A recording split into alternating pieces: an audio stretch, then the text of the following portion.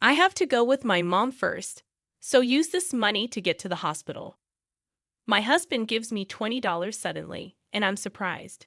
I can only stare as he drives away, leaving me alone while I'm in labor.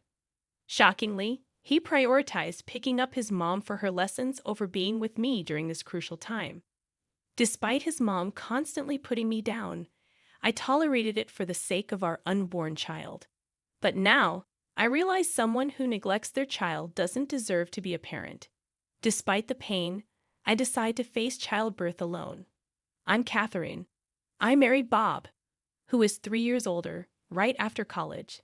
We had a reasonably happy life. Bob was a senior in my college club, and he fell for me when I joined as a freshman. Looking back, I blush at how passionately he pursued me. When you're young, someone being older can make them seem cool. I reciprocated Bob's advances, and we dated smoothly until my graduation. Even after we got married, Bob remained deeply in love with me, and I never worried about him being unfaithful. He consistently left work on time, went straight home, and enjoyed the dinners I prepared. He even boasted about our happiness at work. I thought no woman would approach a man so devoted. Although Bob was always kind to women, I trusted his dedication to me, so my attention never strayed. However, our seemingly smooth relationship had a hiccup: my mother-in-law. I thought issues between mothers-in-law and daughters-in-law were outdated, but when she first saw me, she frowned and criticized my appearance. She commented on my hair, accusing me of hastily dyeing it to look innocent. It was embarrassing, and I wished she had expressed her concerns more kindly. This happened during my first visit to my in-laws before the wedding, and it left me feeling terrified and mortified. Despite my efforts to fix my hair color the day before, she saw through it. Though I made an etiquette mistake, I wished for a gentler approach.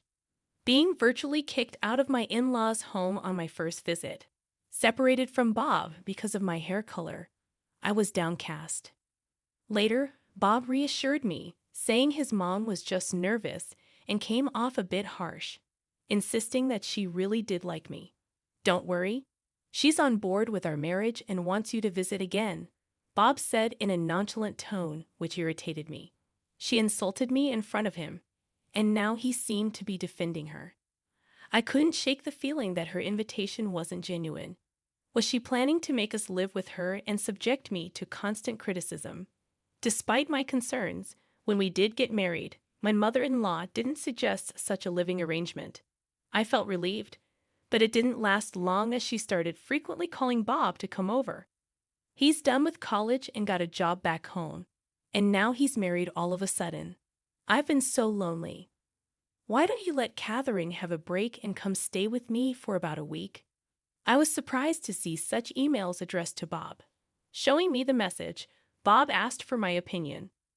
Without waiting for him to answer, I called my mother-in-law and explained, "I appreciate your concern, but we still have unpacking and paperwork to do.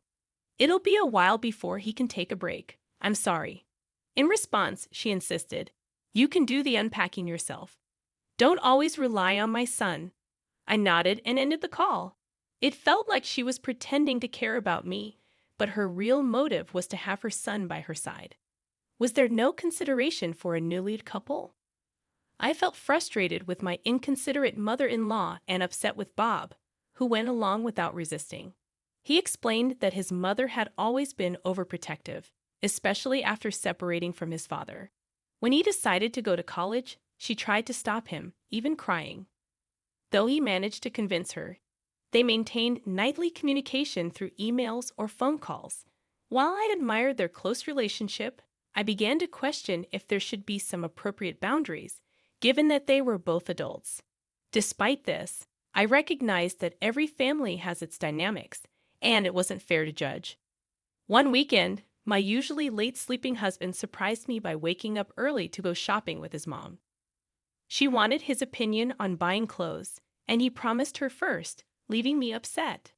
I suggested doing something together on our day off, but he insisted on keeping his promise to his mom, who was waiting outside. Rushing to the entrance in my pajamas, I saw my mother-in-law's red car parked outside.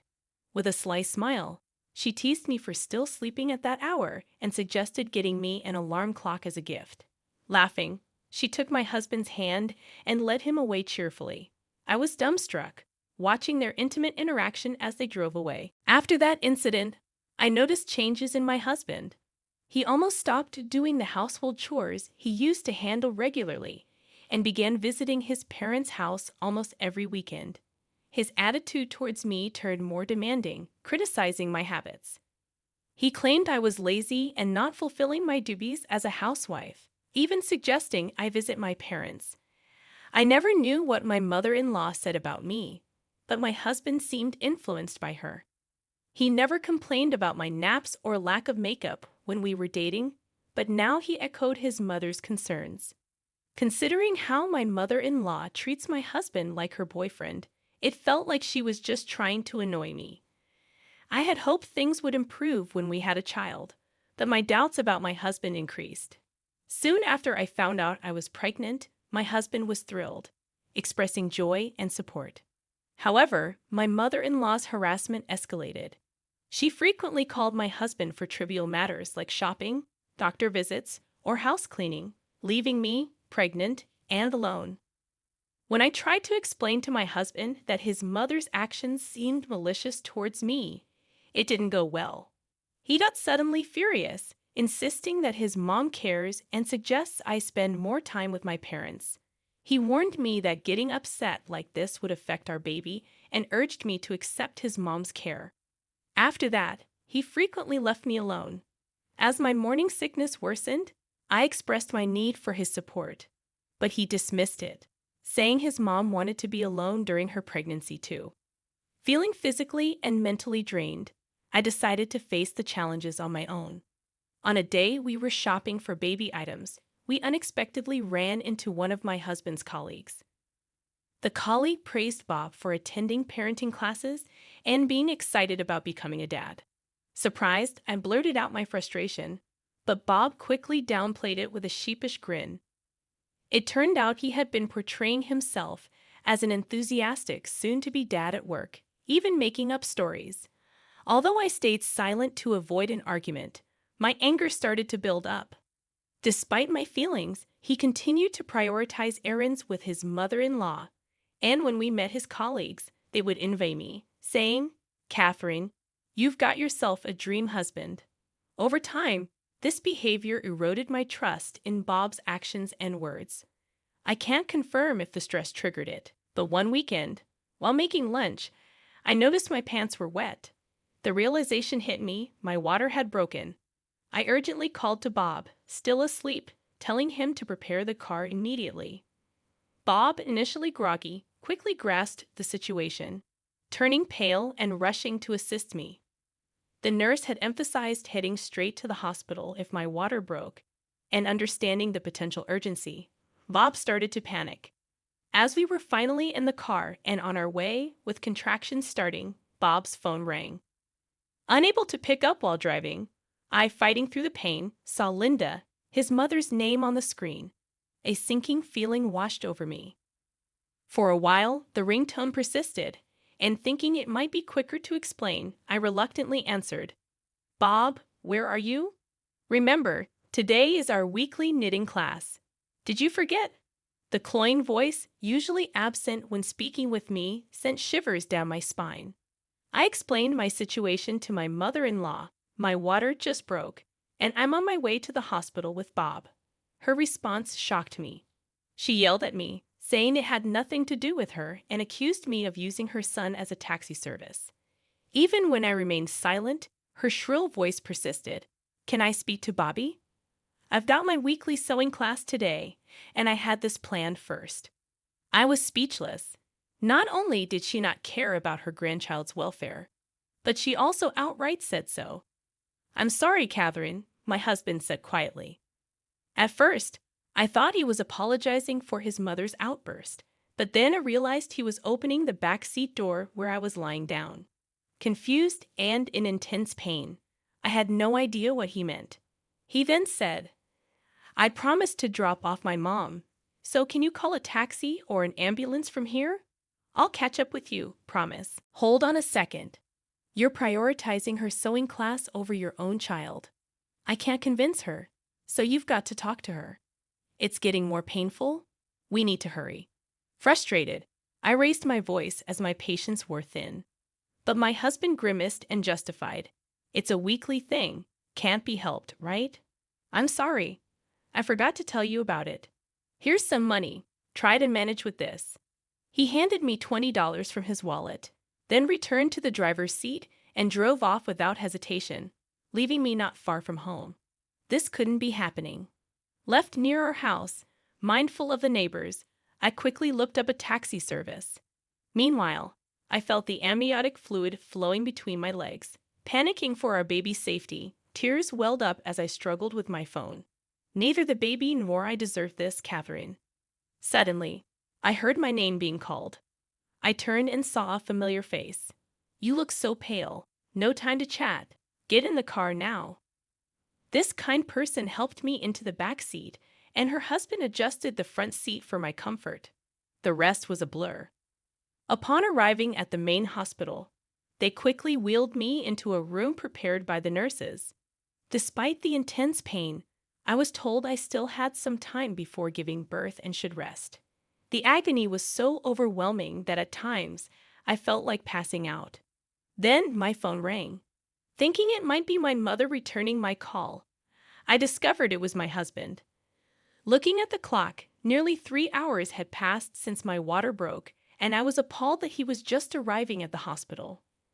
Annoyed, I decided not to answer, but he persisted in calling until I reluctantly picked up. Catherine, help me. I need you to explain the situation for me. It would have been comforting if he had shown some concern for me. I don't know what's going on with my husband, but even if he were in danger, he had no right to seek my help after abandoning our child. Who do you think you are? How dare you say something like that? I shouted at him over the phone and abruptly hung up. Shortly after, I went into labor alone. It would have been reassuring to have a supportive husband during such a crucial time. However, if a clueless husband incapable of prioritizing is present, maybe it's better if he stays away. Instead, I found solace in the caring presence of a nurse, and late that night, my long-awaited baby safely arrived. Both the baby and I were healthy. Exhausted after giving birth, I fell asleep immediately. The next morning, the nurse informed me that my husband had finally arrived, having come right after the birth. Being in a deep sleep, the nurse kindly turned him away. Honestly, I thought I wouldn't want to see him again. However, when he walked into the room looking worn out, curiosity got the better of me, and I asked what had happened the day before. The kind older lady from the neighborhood, who had always supported me, picked me up and took me to the hospital when she learned about my distress, given that her son was around my age. She had been my pillar of support since my early days of marriage when I felt insecure. When she learned about my husband dropping off his mother for her hot classes, she became furious on my behalf. Little did I know that her anger would escalate the situation. After dropping me off at the hospital, she apparently spread the word throughout the neighborhood. As the head of the local community association, she had significant influence, and her friends confronted my husband en masse. The situation became so chaotic that rubberneckers gathered around our house, seeking my assistance. In this turmoil, he clearly displayed his lack of intelligence. Despite receiving no calls from my mother-in-law, I had already made up my mind. Can you please leave? I'm not feeling well, and my parents will be here soon. They know about this, right? In a pitiful tone, my husband mumbled, I want to apologize. Can I stay? Annoyed, I responded, I don't care if you want to apologize. I'll be busy, so leave, please. Ignoring my cold response, he persisted, by the way, where's our baby? Let me see him once, and then I'll leave. Fed up, I instructed him. Just go. There are other expecting mothers here, so get out. Unfazed by my dismissal, he lingered. So I turned my back, pulled the covers over myself, and ignored him. Hey, I'm sorry. Can you at least call my mom? I want to send her a picture of the baby. Should I call a nurse? My husband reached out and shook me. Unable to tolerate it any longer, I was about to push him away when my parents entered the room. My mom rushed to my side, pushing my husband away, and exclaimed, "What are you doing? Don't touch her." Filled with anger, she scolded him. "How dare you shake a woman who's just given birth? After what you did, how dare you show your face here? I'm so disappointed in you. Get out now." Even I had never seen my mom so furious. My husband finally left the room, intimidated by her, and my dad followed him out, surely giving him a piece of his mind. During my hospital stay, I refused to see my husband. After being discharged, I took the baby and went to my parents' house. Fearing potential harm, I brought up the idea of divorce over the phone. "From now on, I'll be proceeding with the divorce through a lawyer," I informed him, along with the claim for damages. I disregarded any objections from him. The damages referred to the scratches and bruises I got when he forcefully pulled me out of the car. Despite his attempts to make excuses, I presented testimony from the neighborhood lady and her husband, along with photos of the injuries from that day. He fell silent. My lawyer suggested that, considering the gross misconduct towards a pregnant woman, the compensation might be substantial. While occupied with caring for the baby, my mother-in-law, Susan, once stormed into my family home. The rumors spread by Catherine didn't die down easily, and the neighbors' looks were chilly. She blamed me for not respecting their family, but my intimidating father took charge. He drove both mother and son away, and at times I wondered if we should have done this from the beginning. However, my dad insisted that the head of a family doesn't easily step into the limelight trying to sound cool about it. As I got the hang of parenting, I invited the neighborhood lady to my home and introduced her to my parents. She quickly became friends with my mom since they were of the same age, and they decided to stay in touch. The neighborhood lady shared a story she heard from a friend who works part-time at my ex-husband's company. This friend, like her, enjoys gossip and seems to have shared the ex's story with others. At some point, the tale spread and got exaggerated, damaging his reputation severely. Posing as a devoted new dad and husband, the backlash was significant, leading him to quit his job. Approaching 30, jobless, and without professional certifications, he seemed to be living modestly, relying on his mother's retirement funds and savings, becoming somewhat of a recluse due to the community's judgment. A few years later, I received a call from him, someone I had almost forgotten about. "Hey, where are you? I'm outside your family home right now." His rude greeting prompted me to respond in kind. "I've moved. What do you want?" "You moved? Living it up with the compensation money I gave you, huh? Must be nice. Come back right now. Let's start over. Mom wants to see you too." "Your ramblings make no sense. Why would I go back to you? Are you still going on about Mom after all this time? Don't call me again. I don't want to hear it." I hung up without waiting for a response, and for a while, my phone kept ringing. When I finally managed to block his calls, he began flooding me with texts, begging for reconciliation. I read them just to be sure, but they were filled with nonsense like, "Don't you think it's sad for a child not to have a father? And even though you owe so much to Mom, not letting her see the child is utterly disrespectful." I deleted all of them and changed my email address. Though this whole incident was a nightmare, it allowed me to proceed with the divorce advantageously and take appropriate action against him. If a family member is going to be such trash, it's better for my child that they're not in our lives. I find comfort in this thought as I enjoy parenting supported by my parents, who have now become loving grandparents.